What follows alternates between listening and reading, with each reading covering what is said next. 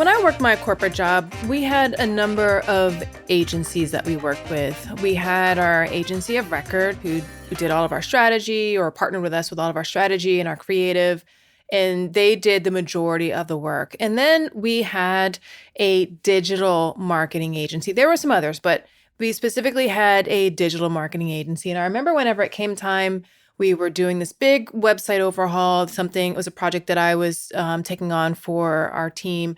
And we were searching specifically for a digital marketing agency who was going to be doing our website refresh.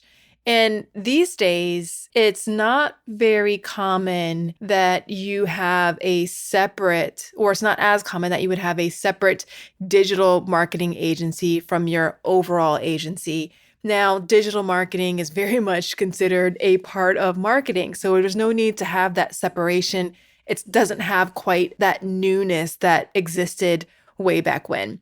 The same thing goes with inclusive marketing agencies. We've got a lot of agencies of record out there, or just agencies that clients will work with. They'll be their primary brand partners. But in a lot of instances, those agencies don't necessarily have that inclusive lens. They don't know how to engage people from underrepresented and underserved communities. As a result, more and more, there are starting to pop up inclusive marketing agencies. In the future, perhaps inclusive marketing agencies will be like digital marketing agencies. We won't need them specifically so much anymore because inclusive marketing will just be a part of marketing, and that will be capabilities that agencies have, but that's not where we are right now. So on the show today, I brought in my friend Matthew Tsang, part of AndHumanity, an inclusive marketing agency. We covered a lot during this conversation, and it'll be relevant whether or not you're thinking about working with an inclusive marketing agency, because we've covered a lot of important topics that are relevant in just thinking about how to engage people from underrepresented and underserved communities in your marketing. So much good stuff, so many gems in this conversation. We'll get right to it after this short break. Did you know that most businesses only use 20% of their data? That's like reading a book with most of the pages torn out, or paying for a coffee that's just 1/5 full. Point is, you miss a lot unless you use HubSpot. Their customer platform gives you access to the data you need to grow your business. The insights trapped in emails, call logs, and transcripts, all that unstructured data that makes all the difference. Because when you know more, you grow more. And when you get a full cup of coffee, you can do more too. But I digress. Visit HubSpot.com today. So my name is Matthew, pronouns he, him, and I'm the co-founder of AndHumanity, which is an integrated inclusive marketing communications agency. So we focus on helping brands, people-first brands, we call them, leave a legacy of belonging with their audiences. Nice. One of the things that I think I heard for the first time was whenever I joined a webinar that you all did a couple of years ago, was this whole principle of nothing about us without us. And I latched onto it because I loved it. And I know that's a core principle of some of the work that you all do. Can you just kind of talk more about what that principle is and why it's important? When we first started, developing AndHumanity, what our mission was to create, what an equitable agency looks like, how does it operate? And so we actually collaborated with other diversity, equity, inclusion experts. My sister, Tammy, the co-founder, is certified in DEI, and she, because of her previous work, knew other DEI experts. So we collaborated with them. And one of the most important principles that came out of how to build an equitable agency was this concept of nothing about us without us. And, we were a little confused at first because we're like, it makes total sense in terms of concept in theory, but how do you follow nothing about us without us for everything? Because the idea behind it is that if you are doing a campaign, communications piece of content, whatever it may be, that is directed at a particular underrepresented community, like, for example, I'll use myself as an example, second generation Chinese Canadian, we guaranteed to have someone behind the lens and behind the camera, co-creating, co-strategizing the work with us that has that lived experience. But as a small team, and even if you are a large team, you can't have all the dimensions of difference represented in-house on team. So we created what we call an allies network. This is a network of underrepresented individuals, lived experience that happen to be marketers, strategists, designers, copywriters, you name it. It's about 100 strong now. They Nice. are, thanks. They are individuals who are allowed to be anonymous on our platform. And as part of the Allies Network, we tap them whenever we don't have that lived experience in-house in our agency to help us co-create the work. And they're fully paid for their work. They're fully paid for by the client from the work. And the reason why they're anonymous is feedback earlier on when creating this network from Allies was that, if I am going to contribute my voice, my lived experience, and the end client has my name, and I have a full-time job or, my own personal brand reputation, I might still need to code switch, or I might still need to Right. change my, make my answer more palatable or my thoughts more palatable because of my name being part of it. So making it anonymous has been very valuable in allowing people within the network to really co-create bravely, which is something that we focus on, like creating brave spaces and brave collaboration.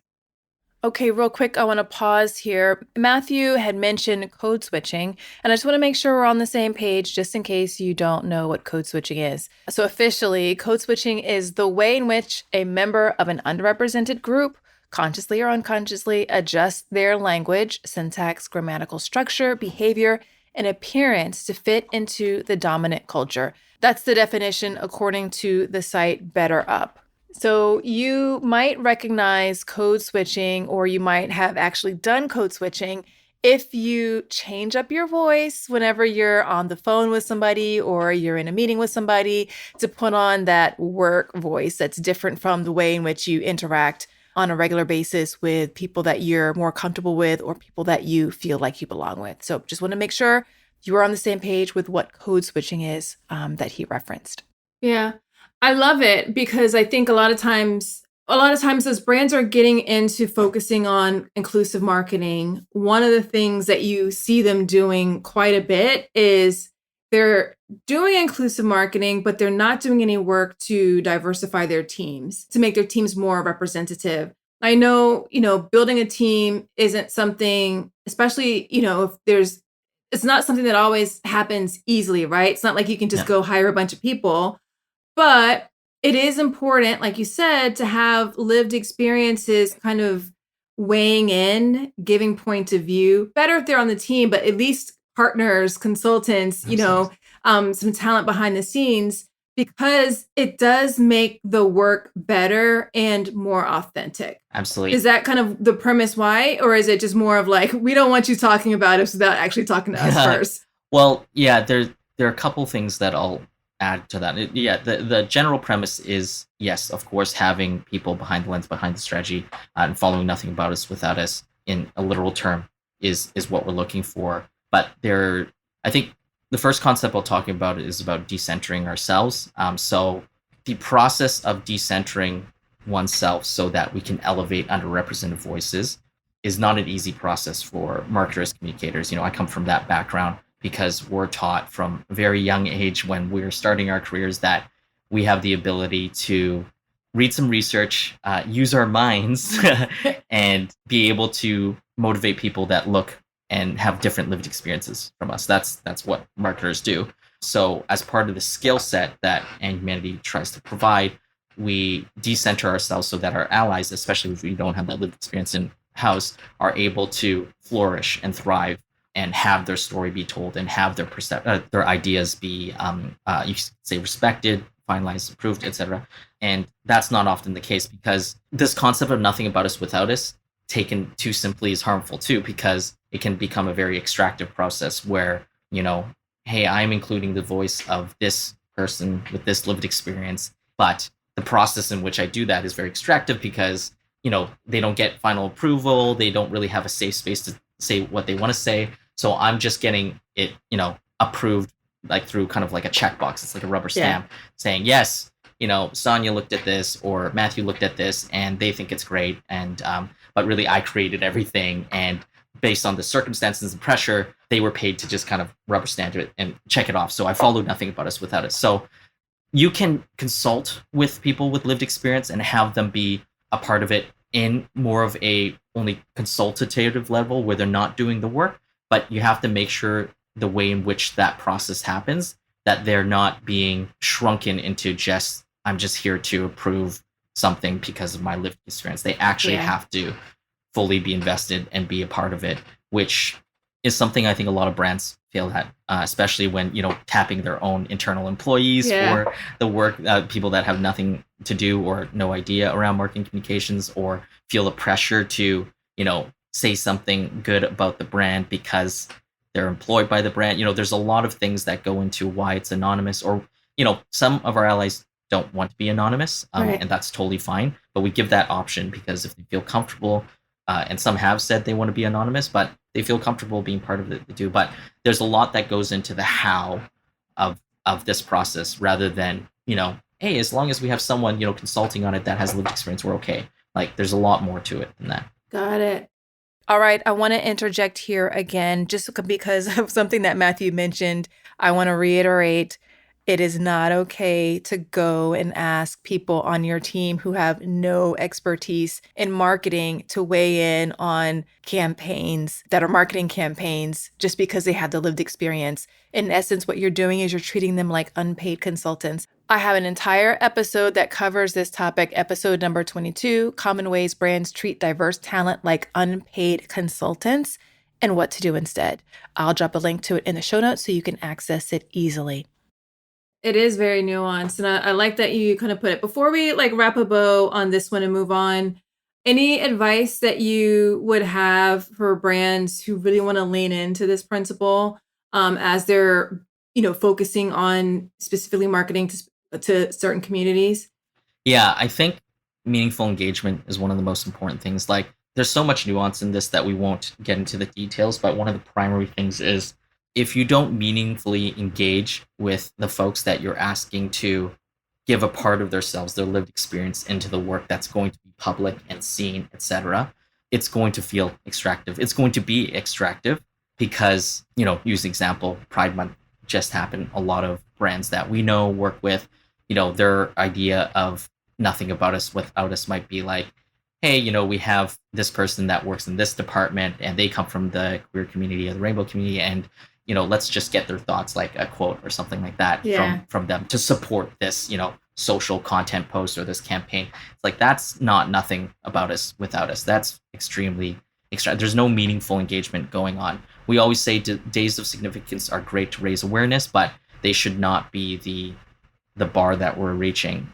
because you should be celebrating underrepresented communities all year round, regardless of the days of significance. You should be going deep with your content and with your campaigns, not just trying to hit every single day of significance.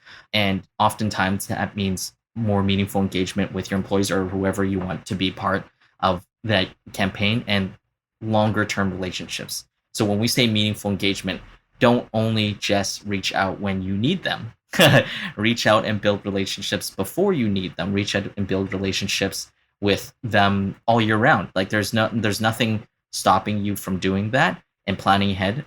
But like any relationship, it takes time. Yeah. If you go ahead and you meet someone, a stranger on the street, and you ask them for something the first time you meet them, you would never do that. Yeah.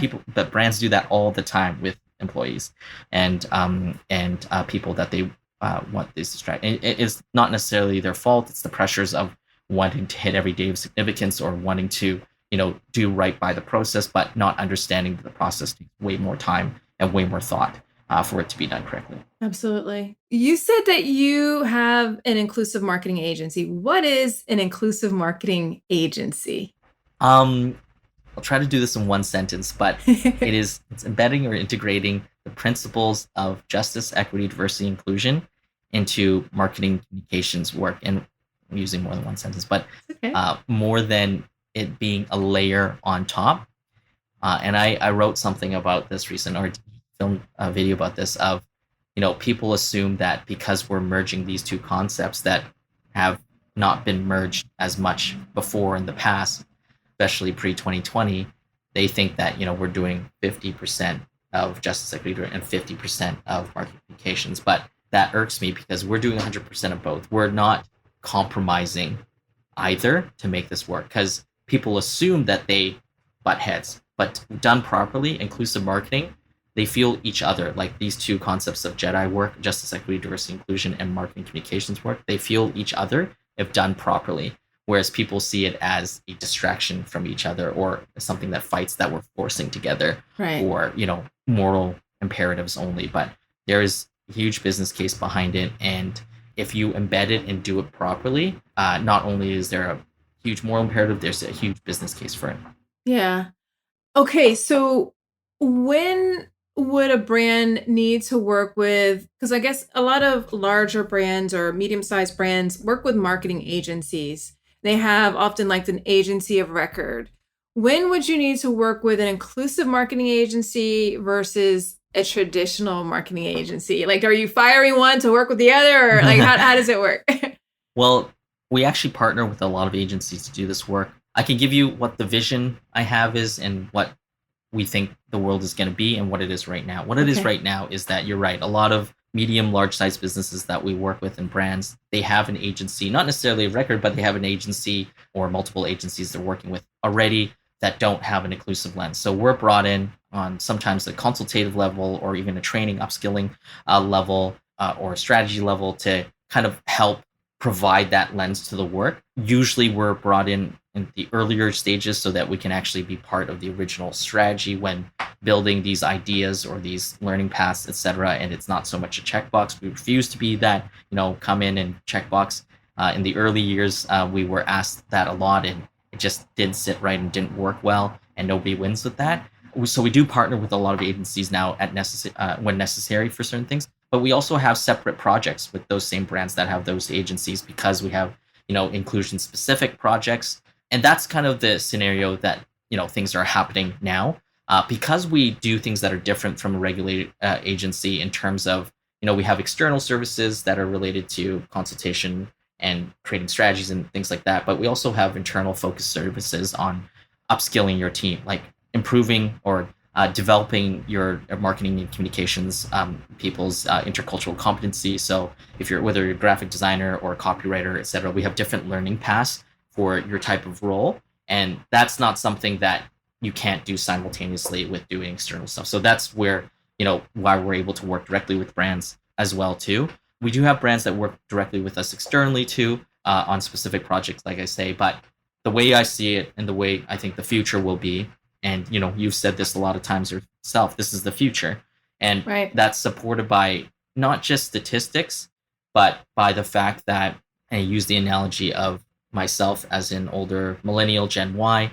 When I was coming up in the marketing world, digital was so obvious to me as the next thing. But they were above the line work was kind of the main stuff. And then us as a digital agency or the web agency was kind of like, oh yeah, they'll do the digital web stuff. But I was thinking like, this is the future. Like, why are we, putting 10% of the budget into this when this is what's, going to be the future? Like everyone in my age group, and I'm eventually going to be part of, the one with the most disposable income and, people with more decision-making power. Why are we being like, pushed to the side when I know this is the future? And it was so obvious to me that, digital was the future. But that's because of my age range at the time. And it's funny because I think the same thing is happening now with Gen Z, Gen Alpha, etc.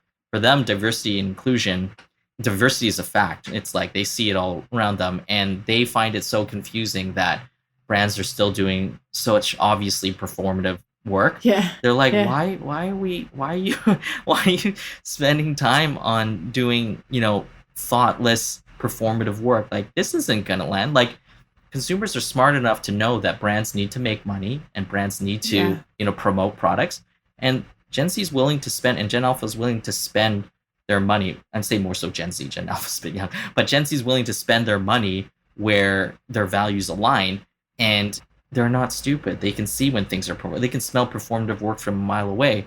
So Yeah. when brands kind of do that, it's kind of like confusing because in my opinion, 10, 15 years down the line, just like if you're not digital now as a brand, you don't exist.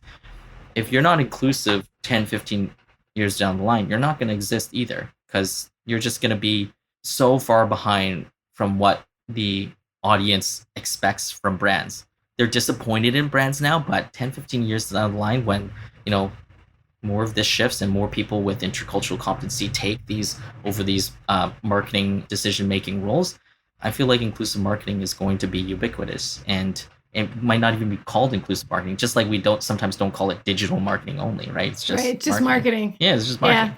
Yeah. So yeah. Yeah. Yeah, no, I love that. Like when you're talking about, I guess it's Gen Alpha, that's where Luna's in that generation. And I think about her sometimes, Black mom, Argentine dad, when she's playing with her dolls, she's got a black Barbie mom and a white Ken doll, like dad, right? Like she calls them mom, mama, and papa, right? Like that's what she calls us. Yeah. She's named them. She switches between English and Spanish on a regular. Like her world is just inclusive because that's her world. Like because that's who her parents are, her family, her references. And I don't think that she's unique, right? In terms of she might feel unique now, but like increasingly as we start to think about, and the data and the statistics support this, right? Like in terms of these younger generations. Yeah, absolutely. This is just whether it's something that they do at home or just what they're seeing and interacting with, it's their new normal, right? Absolutely. And I think it's like marketing isn't catching up, but they're going to have to very soon because that's their expectation. That's their benchmark.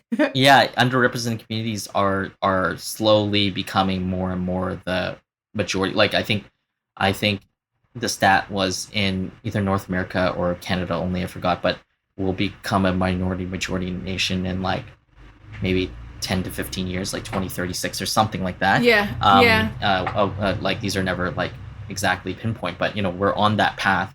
And more and more people are identifying as part of the queer community because there's more language now. There's more language to define. It's not like they didn't exist as much before. It's just there wasn't the language to define certain communities as much. So the way I see it is that the world is just becoming more diverse, right? And that's why I say diversity is going to be just a fact. It is just a fact now, but for them, they didn't grow up where there wasn't as much people self-identifying as part of underrepresented communities or acknowledging, there was a lot growing up for my age. There was a lot more people that had, the goal was to assimilate and which developed a lot of internalized racism within, people from my age group. So, but with Gen Z, I'd like to hope there's not as much shame as being different. There's celebrations of difference rather than trying to minimize our differences. Yeah. And so, I just see it being the future, Absolutely. It's what they're gonna expect.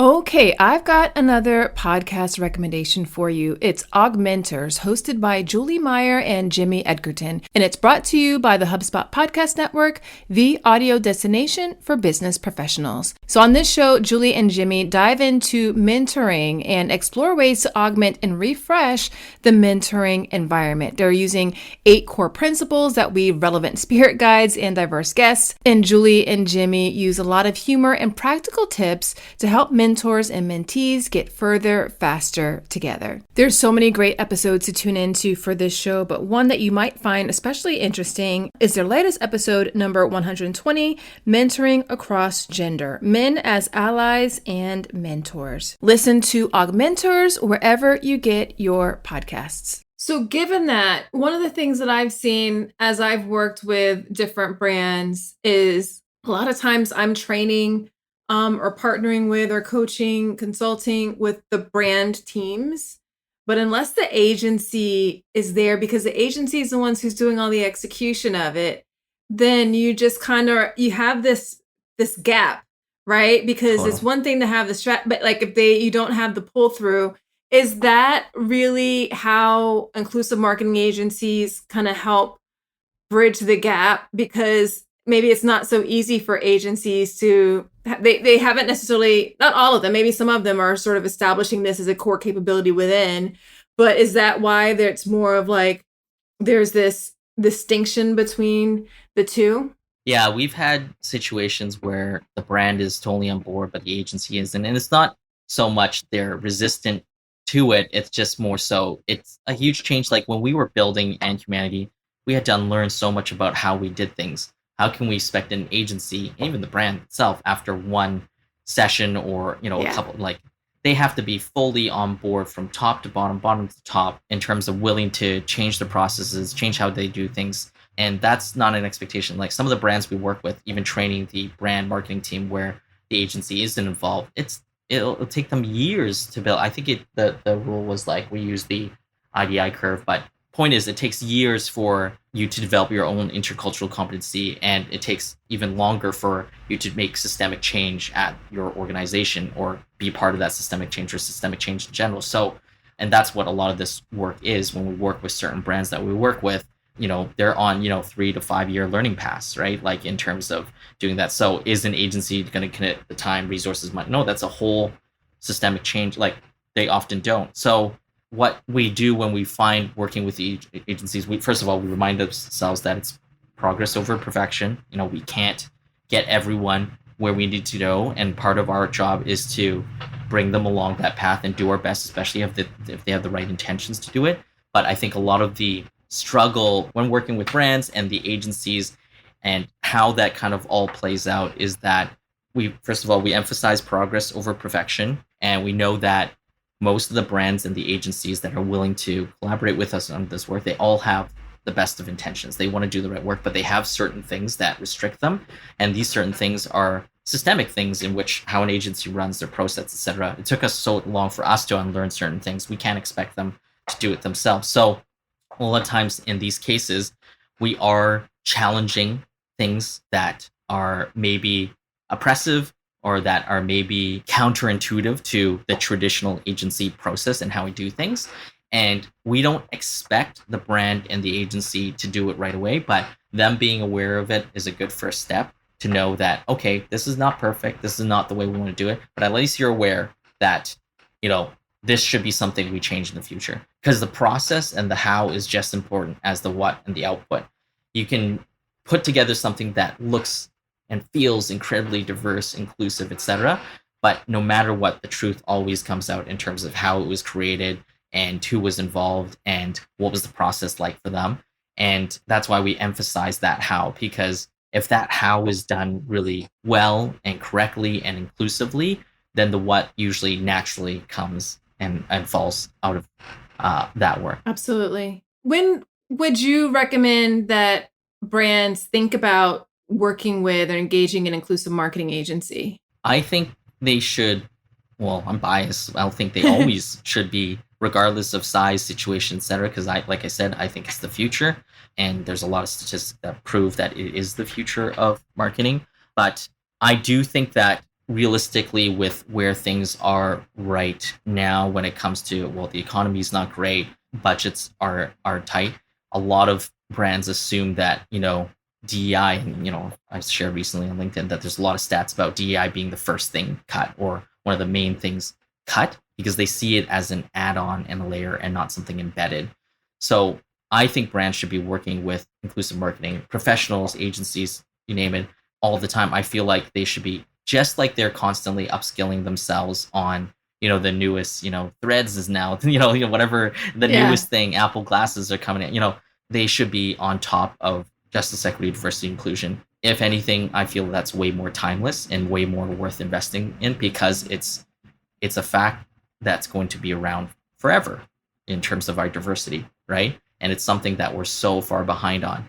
And I find it frustrating at times that there's such an investment on new technology, because it emphasizes that technology is more important than humans. And that's a huge problem, and it irks me. And I know that's not what people are saying outright directly, but that's where the money, time, resources are being invested. This need to catch up with technology. And I've spoken about this and written about this on LinkedIn and stuff like that too, because I really think that the timelessness or the ubiquity of diversity should mean that this should be always something we invest in and not something we just discard when times are, or something like that. So long answer to your short question was, yes, they should always be investing in this. And if we're going specifically more tactical with that answer, it's like, if you feel that being inclusive is going to be beneficial for the bottom line of your brand, because you know that your audience is diverse or your audience is demanding it or wanting it, then you should be investing both internally and externally. Internally to build your team's intercultural competency and understanding of this work and how to do it properly and how to do it right, and how to further learn, the right language and the right methodologies, et cetera, like that. And you should be doing it externally as well, because us as marketers, we have responsibility. People see our content, billions of people see our content. And if you're not producing inclusive work, then you're furthering the harm that's been happening for the past, whatever centuries. And anything that is not counter stereotypical or countering that harm is harmful. End of story, essentially, is what it is. So I think people are worried about signing up for this work because they feel like it's intangible, or they feel like it's so unachievable, and I kind of want to compartmentalize it. But it's actually a lot more achievable and tangible than you think if you're willing to put in the time that you do on other things. So yeah, rant over. Yeah. Yeah. No, I think it's a good way for people to think about it and to just be strategic about how they're investing their dollars and who their partners are and helping them to achieve their goals. Like you said, this is the future, right? So how can we make sure that we've got the right partners helping us to evolve our practices, the way we operate, the way we think, and the way we execute? Because it's not just something that's as simple as, because like you said, it's not like a checkbox thing that you do at the end. It's not a stamp. Yeah. It fundamentally has to change the way in which you show up and approach. Yeah, that's why I loved your advice, and I always talk about expanding your circle of influence. It's the easiest, in my opinion, the easiest first step, and something I follow. When I heard you say that, it's like, yeah, just change who you follow on Instagram, LinkedIn.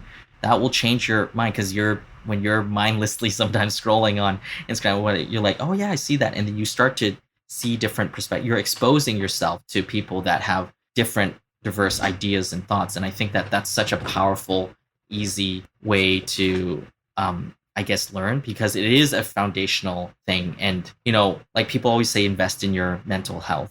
Like, I believe this work is so beneficial for your mental health as well. I'm sure there's a lot of stats around the intersection of that, but like, it's so beneficial for your mental health, because what you're thinking about is you're thinking about humans. Yeah. Right? You're thinking about humans, you're thinking about emotions, you're putting yourself in other people's shoes as much as you can. You're understanding that you don't understand it. Like, you're being vulnerable with your emotions, with your feelings, and being humble enough to unlearn certain things that you've, held such strong opinions for so long. Someone recently reminded me of the quote, like, strong opinions weakly held. And I love that idea. And that's what so much of, investing in DEI is. It's like, you might have strong opinions that have been conditioned in you for, your whole life. But if you hold them weakly, it means that you're willing to change your mind and you're willing to grow. And that's, in my opinion, is foundation of, intercultural competence, and also foundation of investing in your mental health too. So absolutely. What are some best practices that you would recommend for people who do want to work with an inclusive marketing agency? It's funny, we have this as part of not so much our onboarding, but, like as a prerequisite when working with us. So one of the things is that we say it's a mutual learning partnership, because with our investment in the foundations of Jedi principles, etc., we may do things that are completely opposite to the way you're thinking things should be done, but everything has a purpose. So there's a mutual learning. We're, of course, learning about your brand, the way you do things, your strategies, etc. But if you are open-minded and willing to learn about the reasons why we do things, and not just see it as that's different and that's wrong, I think there can be a very beneficial mutual learning partnership. So quick anecdote, like for example, we hold space for introductions, and that sounds like a simple thing, but everybody has different lenses, and we have lenses on our website that we talk about, but we go deep into our lenses and our diverse perspectives when we first introduce ourselves to clients, and our team introduces themselves. And sometimes you can feel, and some clients have said that, I don't have time for 30 minutes of introductions of, etc. Like, and they don't say it necessarily in those terms, but there's that feeling, because marketing communications or advertising in general is like, go, fast. Yeah. And we have the next thing, and like they never have time. And, one of the things that we try to teach our clients is to demand more time. Like, you need more time to do this right. And spending half an hour on introductions allows for space for people to feel seen in the beginning. Mm-hmm. That also allows for space for you as an individual to truly see who you're talking to, because you truly see, that this is more than just a human that is trying to do marketing services, right? There's so much more to it than that. And the work ends up being better, because the Yeah. relationships are better. You have more meaningful relationships. You know that person on a personal level. And, that's just a small example, where introductions are seen as, like excess or waste of time. But we truly believe in the power of, taking more time and taking more space for that relationship to build. One of the things that I love about the introductions, I've been a part of that as I've partnered Yeah. with you all. And it is transformative because it's not like you're just general icebreaker that, everybody's gone through and Yeah. it's one where you really, if you will let it, it lets you understand the people who you are interacting with, why they think the way they think, Exactly. why they have that perspective or point of view. I was having a conversation with my family yesterday and back and forth with Jonathan, my husband. As I mentioned, Jonathan is from Argentina. So sometimes there are things that like I'm listening to the perspective of my family on a particular thing, and then I listen to his perspective on it. And then it's like his perspective can be very different Yeah. because he didn't grow up here. Yeah. And so he is unaware of, has an experience, like he's thinking about things sometimes from the lens of someone in Argentina, Yeah. which is different from somebody who's going to think about something with the lens of we're in Florida and we're Black in Florida, right? Like, Yeah. so Yeah. it's different. Not to say one is right or one is wrong, but we're able to understand more of why we think a certain way or behave a Sure. certain way because of those things. And it just helps you connect and not be so focused on this is the way. Not be so focused on that is such a perfect way to put it, because it's all about questioning what we all have unconscious bias, right? So Right. part of this work is always questioning, like, why is it this way? Should this normal way be, like, normal is such a privileged thing to say anyways, but Yeah. like, is this way the way for a particular reason? Usually it's a colonial construct. Like, usually Yeah. that's what it is. Yeah. But like, if we're going to decolonize, if we're going to be open-minded around doing this work, having that diverse perspective and knowing that, that person has that lens, that their thoughts behind something, like you said, is not necessarily wrong or right. It's different, but it's just as valid, right? It's Yeah. just as valid. And it's valid for someone with that lived experience to have that perspective. And this idea of there's only one right way, or there's, only a couple right ways and everything else is weird or wrong, is very colonial. I actually just read an article that I just posted on LinkedIn. It was so good. It was about the practice of holding multiple truths, which was so amazing. And we have to hold multiple truths all the time, especially in the work that we do, me and you, Asanya, of holding multiple truths of, we live in a capitalist society. We are for-profit businesses and business owners, but we operate within colonial systems and constructs. Even though the idea of, English being the dominant language, there's so many things that we have to practice holding these multiple truths, where we want to focus on justice and equity, but we also are supporting the things that we are trying to do away with, like by being part of the system. So anyways, it's definitely worth a read, because it talks about this mentality as actually part of progress. But the more you hear other people's lenses, the more I feel it's like building that muscle of knowing how to practice holding multiple truths. Yeah. Yeah. Yeah. And it also just gets you in the habit of listening more and engaging more and diversifying your circle of influence, right? Because I think also if you were to go around that room and listen to everybody's lens and they all sound similar, it's a good indication that, you might need to kind of You're in the wrong room. Team. Yeah, you might need to diversify your team. Yeah, you don't want that group think effect. Yeah. Like, and people say they welcome diverse voices, but sometimes they don't. They welcome confirmation bias voices, right? Yeah. They just want the same thing. All right. Yeah. Any parting words of wisdom for business leaders and marketers who are thinking about working with an inclusive, who are working with agencies to help them be more inclusive with their marketing? I think the most important thing that they should know is that this is part of their job. This is not I'm doing something that is, which is unfortunate. Sometimes the case is they are doing something that is against the grain already at their own company. Like, so many people have worked with us because they're the champions of their own organization, going, we need to prioritize this. But I feel like the bar is so low because what it should be is that organization knows should be a part of it. And as a marketer, that is part of your job and or communicator to be inclusive and to understand and build your own intercultural competence. So I guess a lot of the times it feels like they're battling uphill still. So I guess know that it's part of the job, but also demand more. And I've said this before. And what I mean by demand more is that you deserve more time and more energy, more resources from your leadership team and from, your organization to do this work. And I say demand it unapologetically because your budget should be including this work. It shouldn't be like something you have to fight for. And if it isn't there, then you should be demanding it. And that's okay. Unfortunately, I know that people don't have the power or the ability to without, their jobs being in peril or something like that. But I wish that wasn't the way it was. But yeah, that's what I would say. That's it for today's episode. I hope you got just as many gems as I did from this discussion with Matthew. If you like the show, definitely do share it with your friends, your colleagues, and your network. If you're sharing on social, tag me, tag Matthew in the conversation.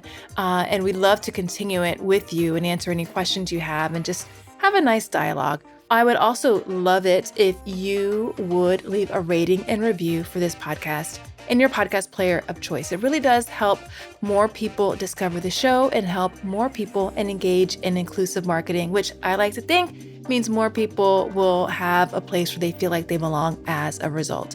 Before I go, I just want to make sure, are you on the Inclusion and Marketing newsletter yet? Are you getting it each week?